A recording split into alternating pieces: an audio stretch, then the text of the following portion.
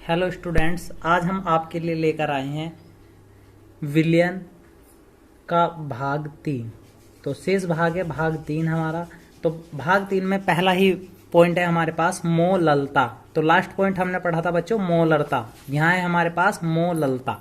तो बच्चों मोललता कहते किसे हैं देखेंगे। 1 किलो 1 किलो विलयन में उपस्थित विलय के ग्राम अणुओं की संख्या, या फिर हम कह सकते हैं मोलों की संख्या, विलयन की मोललता कहलाती है। तो 1 लीटर यदि विलयन रहा होगा तो मोलरता बनेगी। अब हमारे पास क्या है बच्चों, 1 किलो विलयन है। जब भी यहाँ केजी में रहेगा तो हम किसकी बात कर रहे होंगे, मोललता की। तो हमारे पास 1 केजी विलयन में उपस्थित विलय के ग्राम अणुओं या मोलों की संख्या को विलयन की क्या कहते हैं बच्चों, मोललता कहते हैं। इसे छोटे एम से प्रदर्शित करते हैं। तो देखेंगे मोललता कैसे सूत्र बनाते हैं। तो मोललता बराबर विलय की मात्रा जो हमें ग्राम में चाहिए, हमें चाहिए विलय का अणुभार। तो विलय का अणुभार गुना विलायक की मात्रा, पर विलायक की मात्रा होनी किसमें चाहिए बच्चों, किलोग्राम में। ठीक है, इसे हम अपने हिसाब से सूत्र को बदल सकते हैं। विलय की मात्रा को हम क्या कहते हैं बच्चों, छोटा डब्लू, और विलय का अणुभार छोटा एम, और विलायक की मात्रा को हम क्या कहते हैं, बड़ा डब्लू।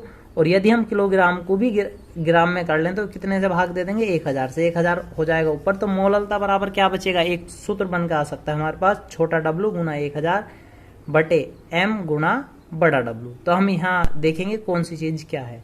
तो जहां छोटा डब्लू बराबर विलय की मात्रा किस में होनी चाहिए, ग्राम में। बड़ा डब्लू बराबर विलायक की मात्रा जो ग्राम में होनी चाहिए। छोटा एम बराबर विलय का अणुभार। ठीक है बच्चों, अब देखते हैं मोललता पर कुछ आंकिक प्रश्न। तो आंकिक प्रश्न देखते हैं। आंकिक प्रश्न दिया हुआ है 20 ग्राम Na2CO3 यानी सोडियम कार्बोनेट को 1000 ग्राम पानी में घोलने पर विलयन की मोललता क्या होगी।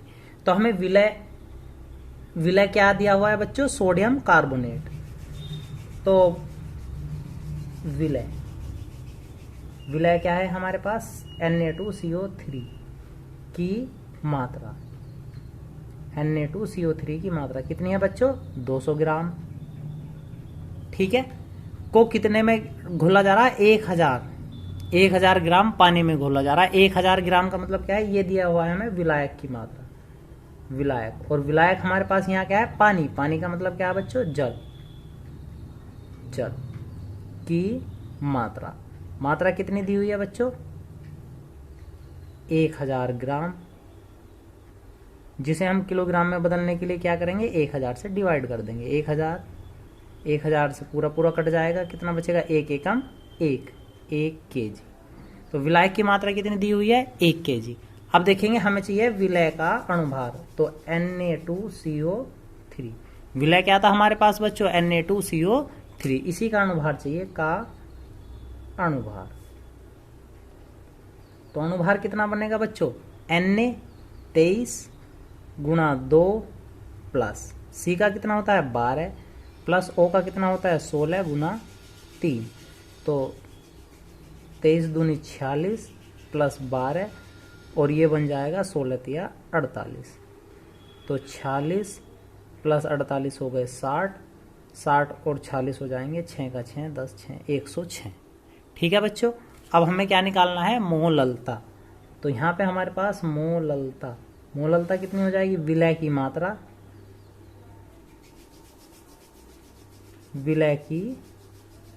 मात्रा, क्या हमें चाहिए बच्चों, हमें यहाँ पे ग्राम में, बटे विलय का अणुभार, और गुणा में हमें चाहिए क्या, विलायक। इस समय हमें चाहिए क्या,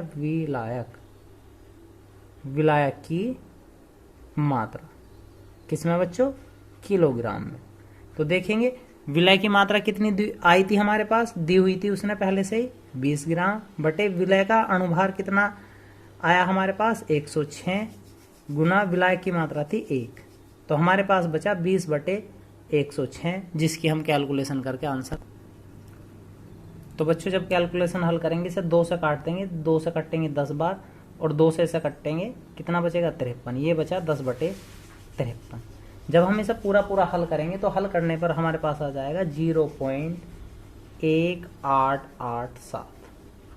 ठीक है बच्चों, तो मोललता कितनी आई, मोललता आ गई इतना, छोटा m लिख देंगे बाद में, मोललता इतनी, या फिर हम लिख सकते हैं मोल पर केजी इनवर्स, मोल पर केजी इनवर्स। ठीक है बच्चों, तो मोललता हमारे पास इतनी आ गई। अब देखते हैं आगे का दूसरा अंक। तो बच्चों नेक्स्ट सवाल देखते हैं। 10.3 ग्राम NaBr 50 ग्राम जल में घोला गया है, प्राप्त विलयन की मोललता ज्ञात कीजिए यदि Na बराबर 23 और Br बराबर 80। तो विलय क्या है हमारे पास, NaBr की मात्रा कितनी है 10.3 ग्राम, और विलायक की मात्रा कितनी है बच्चों 50 ग्राम। कितनी है 50 ग्राम। 50 ग्राम को हमें क्या में बदलना है, किलोग्राम में। तो बटे में क्या कर देंगे बच्चों 1000। जब इसे 1000 से भाग दिया जाएगा तो बच के कितना बचेगा, एक जीरो से एक जीरो कैंसिल हो गई। तो जब इससे इसे भाग देंगे तो 0.05 किलोग्राम। ठीक है, कैलकुलेशन समझ में आ गई होगी। आगे देखते हैं, हमें चाहिए NaBr का अणुभार, NaBr का अणुभार। तो Na कितना होता है बच्चों 23 प्लस Br कितना होता है 80। तो दोनों को जोड़ देंगे तो कितना आ गया 103। तो फिर हम यहां से निकालते हैं बच्चों क्या, मोललता। तो मोललता बराबर विलय की मात्रा, विलय की मात्रा जो हमें किस में चाहिए बच्चों, ग्राम में, बटे हमें ही चाहिए विलय का अणुभार, विलय का अणुभार गुणा विलायक की मात्रा, विलायक की मात्रा ये क्या हमें चाहिए बच्चों, किलोग्राम में।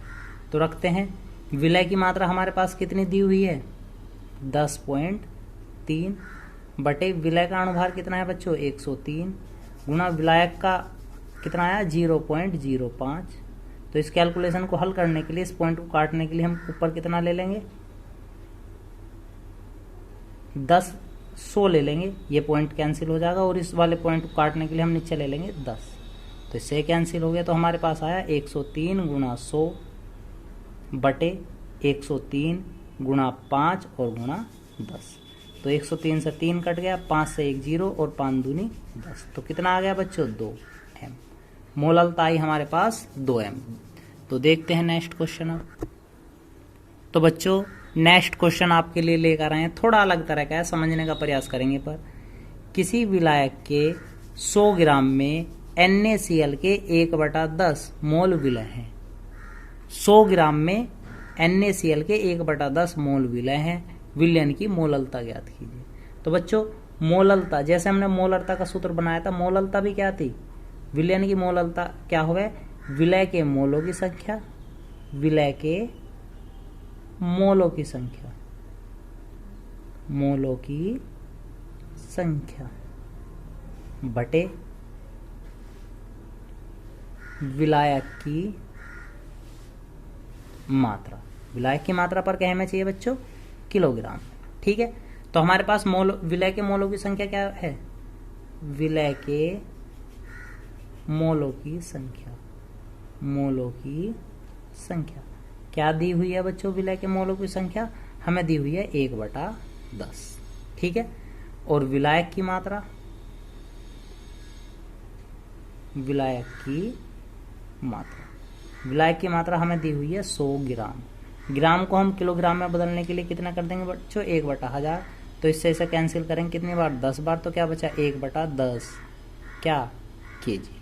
ठीक है बच्चों, अब हम मोललता के सूत्र में रख देंगे इसे। तो मोललता बराबर विलय के मोलों की संख्या कितनी है बच्चों 1/10 बटे विलायक की भी मात्रा कितनी है 1/10। 1/10 से 1/10 कैंसिल हो गया, तो मोललता बराबर कितना आ गया 1। ठीक है, 1m। तो इस प्रकार से भी सवाल आ सकते हैं।